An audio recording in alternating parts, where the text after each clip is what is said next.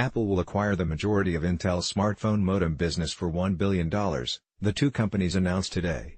Around 2,200 Intel employees will join Apple, and Apple will acquire IP and equipment from Intel as well. The transaction is expected to close toward the end of the year. Intel won't be getting out of the modem business entirely. It'll still be able to develop modems for PCs, Internet of Things devices, autonomous vehicles, and seemingly anything that's not a smartphone. Intel CEO Bob Swan said the acquisition will allow the company to focus on developing other 5G technologies.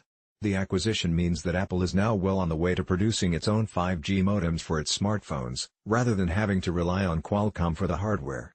Apple only recently resolved its long-running dispute with the chipmaker, and when it did, Intel lost no time in announcing that it would be exiting the 5G phone business as a direct result of the settlement. Analysts quoted by Bloomberg at the time suggested that Apple's in-house modems could be ready in 3 years. Apple's SVP of Hardware Technologies, Johnny Srouji, said the acquisition will help expedite our development on future products and allow Apple to further differentiate moving forward. Developing its own modems has the potential to deliver big benefits for Apple.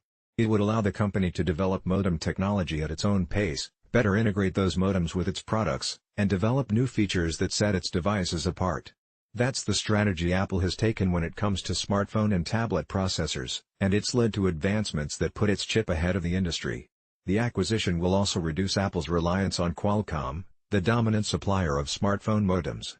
In the past, Apple has accused Qualcomm of charging disproportionately high fees in patent royalties, which it was accused of forcing companies to agree to if they want access to its hardware as part of a no-license, no-chips policy. Apple and Qualcomm reached a 6-year patent licensing agreement in April, which Apple will presumably rely on as it develops modems of its own. As a result of the legal dispute, Apple relied on Intel's modems exclusively for its iPhone XS. Apple claimed that it tried to use Qualcomm's modems, but that the company refused to sell them to Apple. Real-world performance suggests that Intel's modem tech has historically lagged behind Qualcomm's. When Apple used modems from both companies in the iPhone X, one report claimed that Qualcomm's hardware offered higher speeds than Intel's, despite some features on Qualcomm's modem being disabled.